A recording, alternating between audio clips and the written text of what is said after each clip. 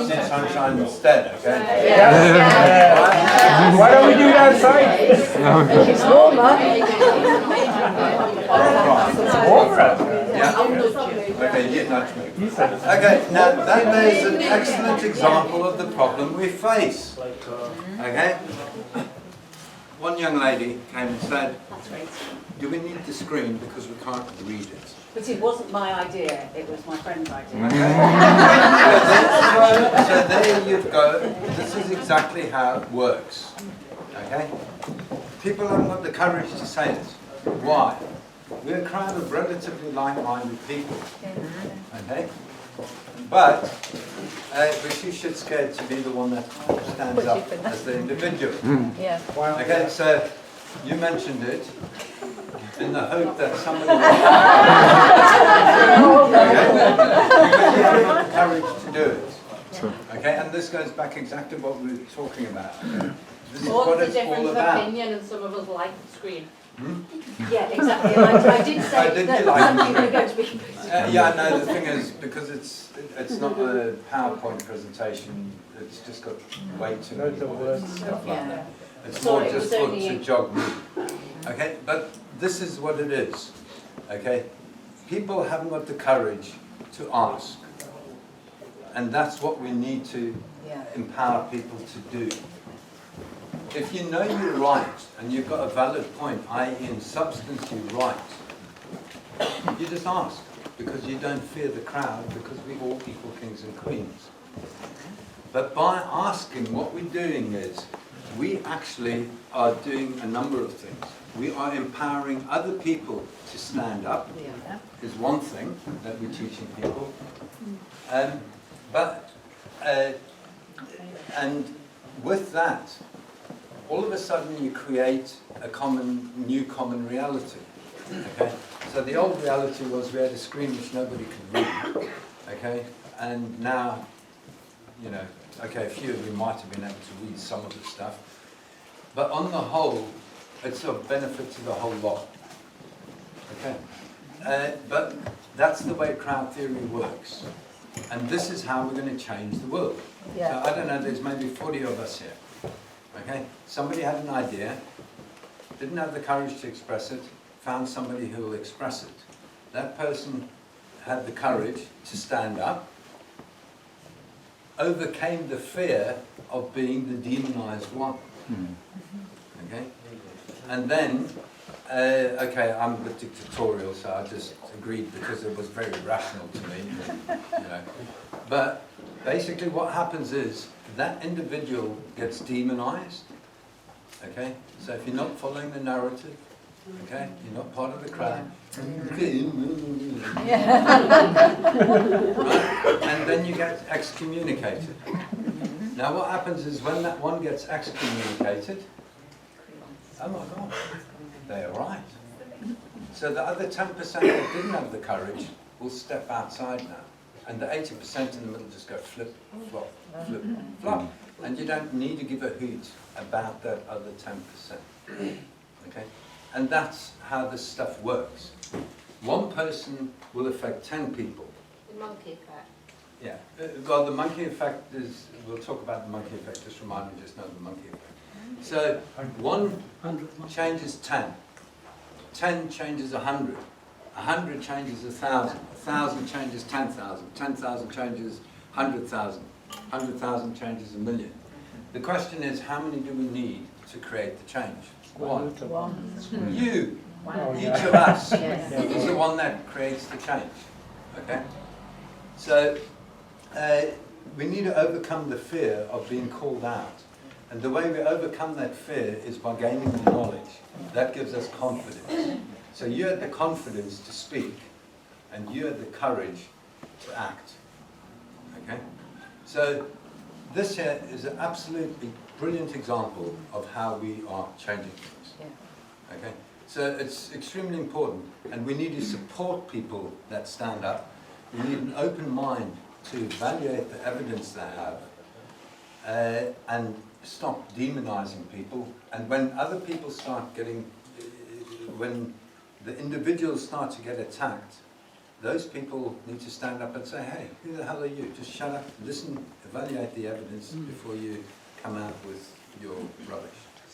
So thank you very much. You've made an incredibly important point, and hopefully people can sort of see that. Okay, so I just want to sum up equity, because everything comes back to equity. Yeah? Excuse me, on that basis, Monkey effect, sorry. could we ask that the door be closed a little until it warms up a bit? Yeah. Thank you. The monkey effect. Sorry, before you go on. I'm not implying that. I feel like you've just done exactly what you said other people do. You've demonised my opinion and said her opinion was right, Oh, was and it? people should Yeah. follow her opinion. No, so no, agree. I think you've just done the Yeah. example of what you said we Yeah. shouldn't do. Okay, so let's take this through to its rational conclusion, which is another excellent point, okay? Could you read what was on the screen? Yes. Okay. And it how allowed many- me to know I was in the right place in my book. Okay, we've got somebody that's going to sort that problem by reminding me to point out page numbers, Great. okay? And so who else feels aggrieved, is the word they use, with the decision that was made? I wouldn't say I'm aggrieved. I'm more aggrieved by you The giving the hypocrisy, I think. opinion that hers was the right thing to do Yeah. without understanding the opinion of the rest of the group. Right, You, so you now... had voice problems with being able to see the screen. Which is why I moved forward. Yeah, okay. So let's just take this through its natural dispute resolution process, okay? Because this is what we're trying to do here. Okay, so, okay, you've moved from the back further forward to be able to see the screen. That actually is an affirmation that, of a problem with the screen. Yeah, agree. Okay, and so rationally, you've overcome your issue As a detriment to somebody else. at the, well, yeah, it doesn't matter. Yeah. You had the courage, you didn't say it, but you actually stepped forward and you sorted your problem. Private dispute resolution. And then circumstances changed again. So what I can say in my defense is the rationality behind it. Okay? The rationality is that very few people could read the screen. Therefore, at what point is it proportionate? So what should have happened is, quite rightly, it should have been, anybody got any objection? Okay? So I should have got everybody's side of the story, and I just shortcutted the process. Okay? And I do apologise for that, but it's absolutely right Guilty. what you say. I guess it's just as brave to say the opposite and stand up and say the opposite and challenge as it is to say, well, somebody else is thinking. And that was my only point. It should have been, anybody who got any suggestions? Yeah. Okay? And going back to that, okay, why did they ask you for reasonable excuse? It's the same when you get married. Does anybody know of a lawful impediment? Is there anybody who's got a good reason otherwise? But you're absolutely right. It's important for everyone to speak their truth. That's the Absolutely, Yeah. 100%, yeah. And again, Yeah. that's exactly the point that I was trying And to be make free to there. stand up when Absolutely. you disagree. Yeah, no, brilliant. Okay. Yeah. Yeah, and I would just like to say, I think it's more courageous. So, I'm not saying that just because it's not me, but for somebody, when you've made a point of sort of like, you know, like a positive thing about what I did, yeah. I think it's even more difficult then to dissent. Correct. And so Yeah, yeah. I just, And it's I brilliant. think that's Just why we're all here, thank because that's what we yeah, do, right? yeah. Absolutely. But this here, what's just happened actually, is so fundamental to the problem we face in society. Okay. All right. Okay, so just quickly back, equity. Everything is equity. Equity is the connection we all have to source, whatever you believe source is, determines right from wrong. Equity acts in person, i.e. what we feel.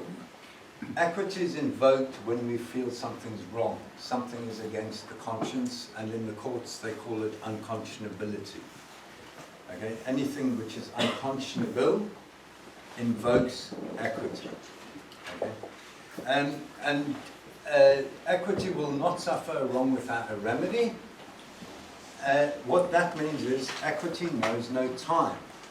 So if you've been wronged, once you now know how to seek remedy, go and get remedy. But equity aids the vigilant. So if you have the knowledge to get remedy and do nothing about it, that's your own fault. Those who don't stand on their rights have none. Okay? Equity follows the law. So what happens is, when you get a first case, okay, you set a precedence from that case.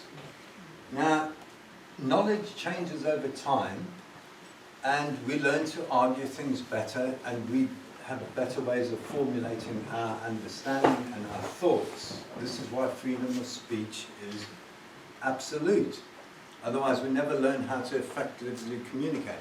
All of this stuff was distilled down into 100 pages from like 1,000 and something. Okay? It's only through being able to talk, being challenged, that I can find better ways of expressing myself. And so the common law then is what gets applied to to everybody in the courts. And if it's wrong, you argue lawful excuse from the existing common law precedents using the rules of equity. So in theory, you've got a brilliant system. You just start off with a problem, and then basically we find solutions. As knowledge improves, we come to a higher truth. And hence the highest unrebutted claim stands as truth, or the last standing affidavit, or whatever people call it, stands as truth. So hence equity follows the law, and basically fraud is equity will overrule any fraud. Fraud is a crime against the mind. Remember free will? Free will is that I have full knowledge and I'm not mentally coerced, i.e. no crimes against the mind, and I'm not physically coerced. Physical coercion could be against my body or threats of stealing my property. Okay? We won't talk, okay, let me just quickly talk about property, because this is the biggest problem we face. Okay? The way the common law system was introduced was with the Normans, common law precedence system. So basically, I cut a deal with you and say, hey, listen, man, for this bit of land, I need you to say this in the court. And in exchange, I want you to sign this non-disclosure agreement, and over there, just come with me, I'll show you, you'll get 10 times better land than what you've got here, you'll be better off. We go to court, and you do as you say. I've now got a common law precedence. I now can say, hey, common law says, give me your land. And that's in effect how they stole the land from the people. Okay? So that's what was with the Norman invasion. So we're talking like 1,000 years plus ago. What happened then is that resulted in land getting accumulated in fewer and fewer hands. And guess what happened next? Inheritance. The kiddies started arguing between themselves about who's getting what inheritance, and it's not fair. No, Rowan's getting more than Sarah, or whatever it is. And so when you look at a lot of these old judgments, and a lot of these judgments have been standing for hundreds of years, okay? So the rich kids basically created equity as to distribute fairly what's been raped and pillaged by the parents. Also then, the church was getting more powerful. And so the church had this thing called trusts. And what a trust is, you create a legal fiction which doesn't die. and you put the property, the legal title, into that trust, and therefore there's no death duties. So the church started offering a service at a small commission to set up a trust where you put your property in trust to the church for the benefit of your children, or whoever you wanted to benefit. The king couldn't raise finance then from war through death duties. Okay? So there was a battle between the church and the monarchy. And hence we get the James I translation of the Bible. They cut a little deal. You can set up ecclesiastical courts, but we need some of this money from the old thing. So the king sort of gave them a bit of a commission, a few crumbs falling down, and they cut this deal. The church then saw, hell, we're not getting all the revenue we used to get, and so they really started hammering on their ecclesiastical courts, the little people who they were meant to be helping. And hence, the authorized translation of the Bible by James I was the deal that was cut to share the, energy of the plebs, or whatever you want to call the commoners. That got so bad between 1611 and the mid-1600s, where the people just basically said we've had enough, and it became clear to the rulers this ain't going to work anymore. Is that the Peasants' Revolt? I don't know, whatever. The Civil War, isn't it? Hmm? The Civil War. Yeah.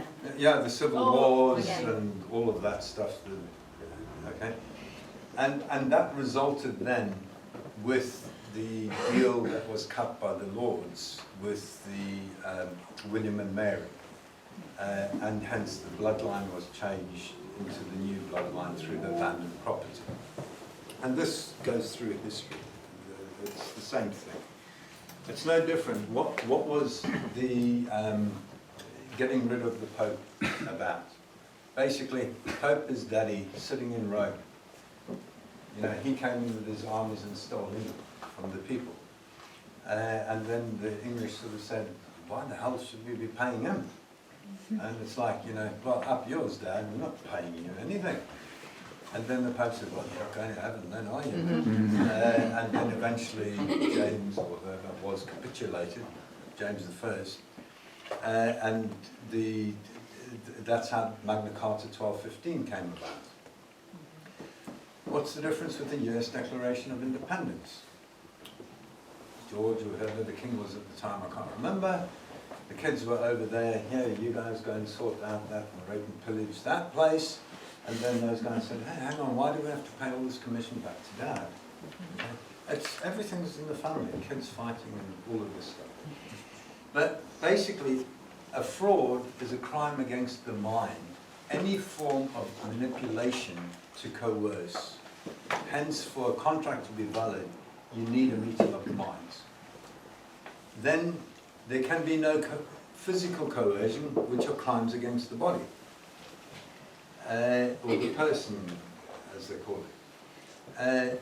And so, if you do not have free will consent, because nobody can prove authority to impose their will on anybody else, quite simply, it's committing a fraud or a trespass against the person. So we've got the Fraud Act, which confirms this. We've got all the stuff of crimes against people, which confirms this. So why don't they follow their own legislation? Just brings me to something, a conundrum I've had for a while actually, about consent. If we start acting in a particular way, say for example we pay council tax for years, so that looks as though we've consented and we've agreed. Well, and that's what they consent is a clear word. And that's what they by your free will, following a meeting of the minds, agreeing to duties, rights and obligations. Right, is that, and I'm all with that, but I don't feel I've got anything to prove that It's quite simple. They stood on a belief, okay, and you didn't challenge it. You didn't have the knowledge. So now how I do now have the knowledge that my previous belief was wrong, and now I require you to prove my obligation. But where's my evidence that that is correct? As in, is there a law? No, this is the way to stand on your rights. Okay. So basically, I mean, Lance will probably talk a bit about tomorrow and what happened there. And basically, what we said to them was, yeah, fine, I paid, okay? But I didn't have the knowledge at the time that I was not under an obligation to pay. And here's my evidence as to why I don't believe I'm under an obligation. Whereas we need to set them up and entrap them by the way that we introduce the evidence and start asking questions. Okay, so one of the things that we've used was the judiciary equal treatment bench book. That's the judiciary's behaviour guide. So the first time, what was it, 6 weeks ago, the first round down there? Basically what happened was, they asked for the name of the magistrates, they refused. Okay. With the second one that was heard, he turned around and said, well, in accordance with Regina versus Felix Stowe, there's no such thing as an anonymous JP. They refused, and the clerk then said, you have to give your name. And then they turned around and said, we've made our decision, we're not giving our names. Okay? So basically, it's forcing them. This time, when we asked, they gave their names. They even spelt them out. Okay? So things change. So the When we stand substance of around. our actions by having paid council tax couldn't be used against us. Right, okay. At the time, I had no better knowledge. Yeah, At the okay. time, I thought it was right. Okay. I now realise that you under an obligation to prove that I must pay. Right. Isn't ignorance I'm of now law no standing- defence? Sorry? Isn't ignorance of law no defence? Correct. Ignorance of law is no defence. However, equity will not suffer wrong without a remedy. So I'm ignorant, or I was ignorant. Now I'm no longer ignorant, and now I'm acting like an adult, and I'm taking responsibility and putting my affairs in order. Was it RV Felix? Yeah, Felix. It's Felix Stowe. Yeah. It's in the court. Yeah, is there a difference between ignorance and nations? Because I think a Ignorance lot and? nations, because a What's lot that? of people are nation, they're not ignorant. Because ignorance is when you know something is wrong but you still do it, and nations is when you didn't know that you didn't know. That's what I'm talking about. Yeah. Yeah. Okay. So I'm using ignorance is the wrong word. I'm using the wrong word. Nations. Yeah. Okay. How do you spell? I've not come across that word. Nations. It's N-E-S-C. So it's not knowing what you know. N-E-I-S-T-E. Nescient. Is not knowing. You didn't know that you didn't know. Yeah. Whereas yeah. ignorance That's- is ignoring it. Yeah, you know about it. Yeah, of course. The Yeah, word yeah, ignore. yeah. Yeah. Well, okay. So I've been using ignorance as the word nations and arrogance as the word ignorance. Okay. Thanks. Okay. So now what happened was in 1615, these rich kids were fighting over. I can't remember what the place is in Oxford University. Magdalen College. Okay, they inherited. Magdalen College. I It's think- spelled one way and sounds another. It depends. If you're in Cambridge or Oxford, Yeah, they're from Magdalen. Oxford. Magdalen? Yeah. Okay, sorry. I'm German, so forgive me with You are forgiven. spelling. But basically, there was a conflict because at the time you had the courts of common pleas and you had the courts of chancery, equity. So equity was basically where the rich kids were asking for, you know, come on, king, be nice. This is not fair. What's going on here? And the court of common pleas ruled one way, and the courts of equity ruled a different way. So there was a direct conflict between equity and the common law there. So a ruling had to be made as to which one has precedence.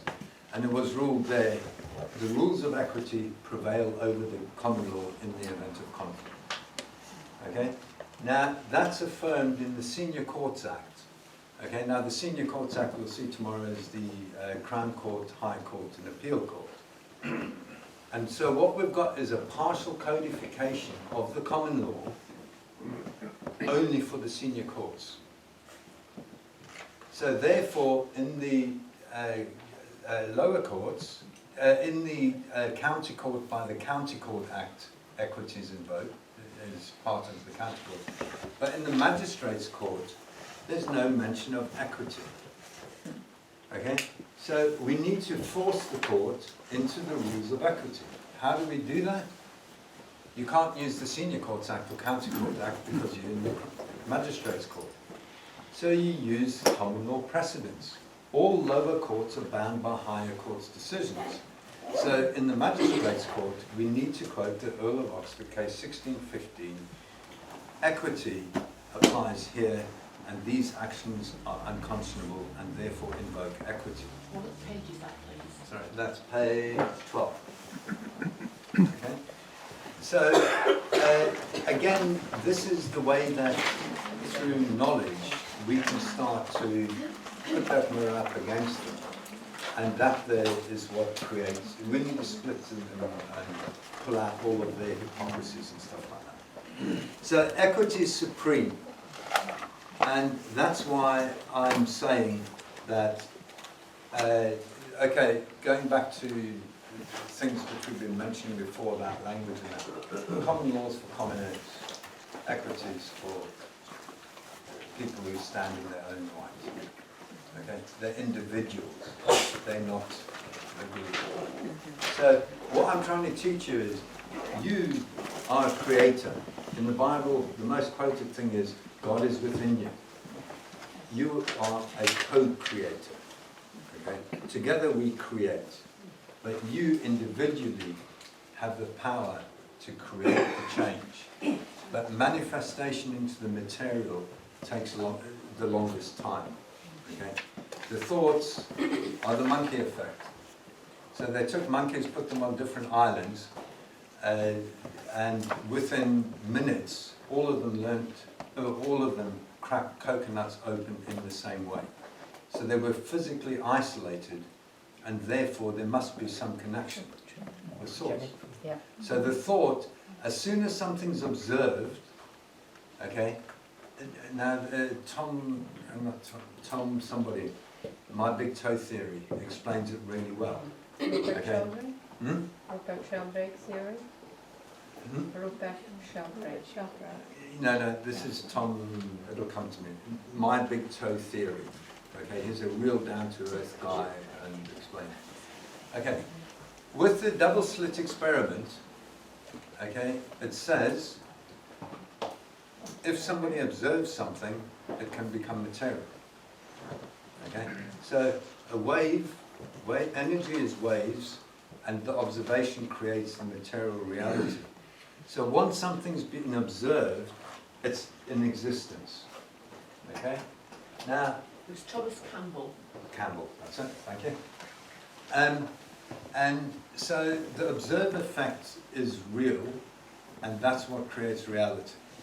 Now, we need to observe, everything's in polarities. You need two polar opposites, equals and opposites. Guess what the sum of that is? 0. Okay, if I've got -1 and +1, the sum is 0. But +1 is a positive, a material. But we need equals and opposites for anything to exist. So with that, once something's observed, it's real. It's in the ether, whatever you want to call it. It's in the information field. And so literally everything is a pendulum. So without hot and cold, we don't have temperature. Without what happened earlier, we had no issue. Okay? You always need equals and opposites, and in nature, there's the natural distribution curve. And this is where, inside here, the fractal universe, the microcosm, macrocosm, okay, there's another one. Inside there's another one. Inside there's another one. And eventually it's you and me. Okay? So you and me have the power to change the whole reality. Now, we've got choices and free will, and the reason we have choice and free will is because the universe is fractal. Those of you that aren't familiar with fractals, okay, basically what you've got is Something inside, something inside, something inside. It's in something inside. Self-similar. it's cyclical, but on different time scales. So I used to do stock market analysis, and basically this is the pattern you'll see. Okay? Now, when you draw a fork and a median line, whoops, okay, you've got equals and opposites, and it'll always revert to the median line. Once you've got 5 to 7 waves, you've completed one fractal, and then you'll have a correction on the next fractal. So, okay, so basically if we call this 2 minutes, 4, 6, okay, this cumulatively then becomes a 10-minute fractal. So you start on 2 minutes roughly times 6, and basically on the stock market they've got the time frames, but basically it's 2 minutes, then 10 minutes, then 60 minutes. Okay, it's multiples of 6. So, and then what happens is that correction there cannot be below this starting point. So it'll test the support here, and then you've got resistance at the high. And what you'll find is that basically it forms a triangle, and what's happening is we haven't got enough truth to break through. We need to go back to what we know. We've got to get back to the solid foundations. We need to try again. Still not enough knowledge, okay? And then once you reach a point of decision, free will, okay, if this fractal is part of the bigger wave pattern, that means either we're going to have a break up or a break down. Okay? Once this low is broken, we know we're on the bigger fractal scale down, and the down waves are basically that. So we'll see a similar pattern because everything is there. So what happens is, once we've got something in existence, we have a choice. Do we learn from history or don't we learn from history? So we have individual learning, and we have societal learning.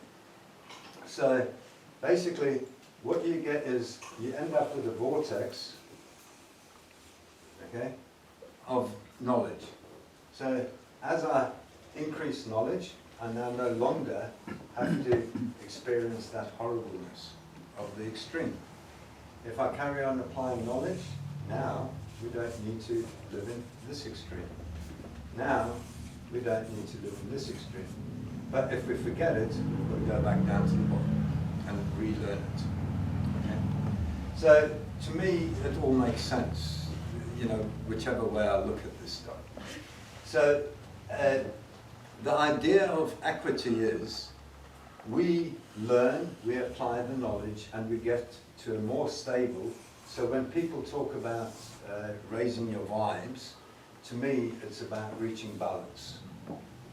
We know it exists, but we don't need to go to experience those extremes because we have a record and knowledge of it. So, and this is exactly the same thing what's happening in everything that we do.